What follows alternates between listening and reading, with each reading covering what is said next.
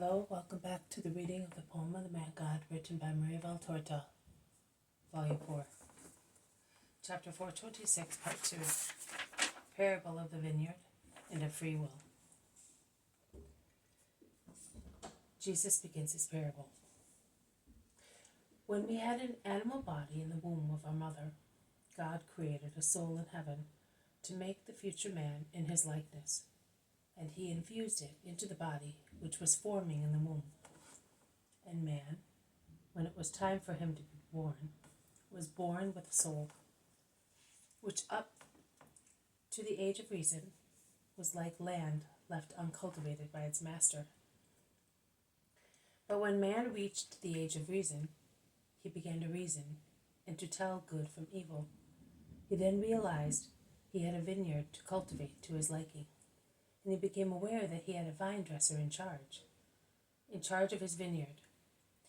His free will, in fact, the freedom to guide himself, which God granted to man, his son, is like an efficient servant granted by God to man, his son, to assist him to make his vineyard fertile, that is, his soul.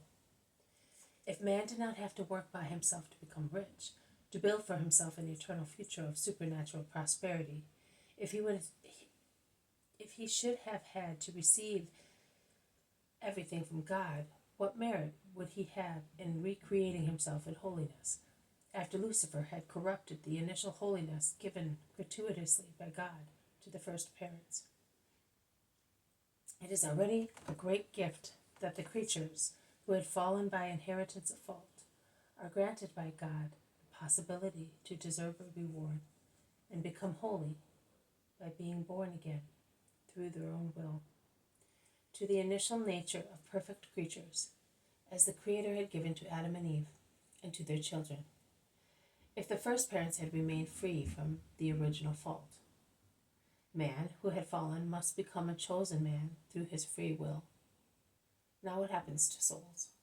This: man entrusts his soul to his will, to his free will, which begins to work the vineyard that had remained so far a piece of ground without vines, a good ground, but bare of durable plants. During the first years of its existence, only frail grass and caducous flowers had grown on it.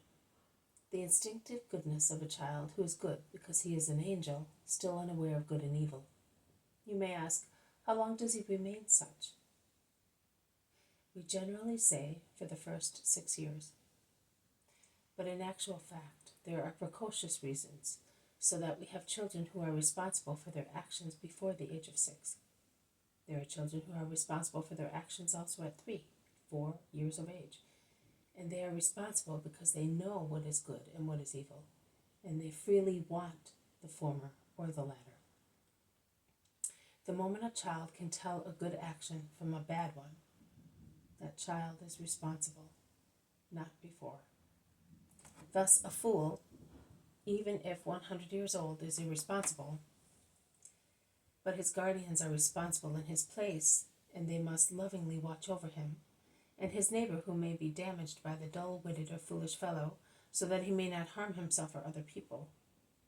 But God does not impute any fault to the idiot or fool, because unfortunately they are deprived of reason.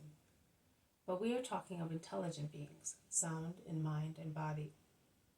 So man entrusts his uncultivated vineyard to his vine dresser, his free will, which begins to cultivate it.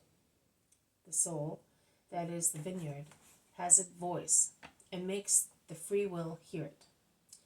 It is a supernatural voice, nourished by supernatural voices, which God never denies souls.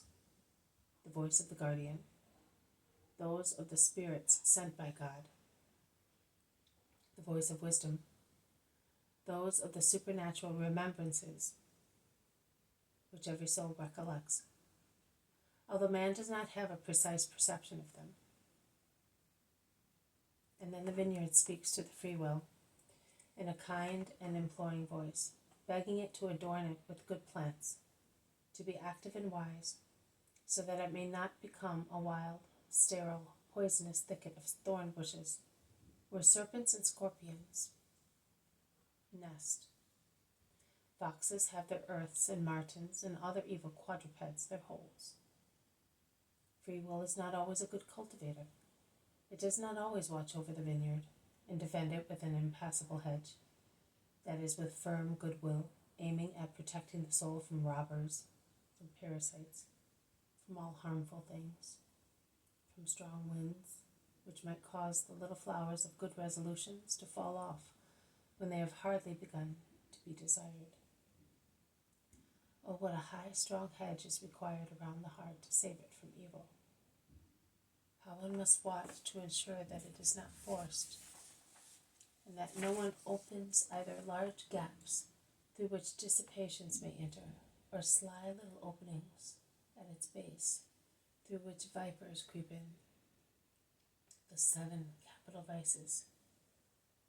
How necessary it is to hoe, to burn weeds, to prune, to trench, to manure through mortification, and take care of one's soul through love for God and for our neighbor.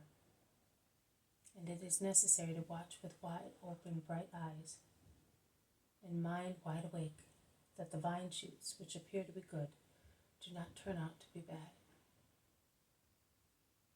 And if that should happen, they are to be extirpated mercilessly. One plant only, but perfect, is better than many useless or noxious ones. This has been a reading from The Poem of the Man God, written by Maria Valtorta, Volume 4, Chapter 426, Part 2, Parable of the Vineyard and of Free Will. Thank you for listening. I will see you tomorrow. May God bless you, and may peace be with you.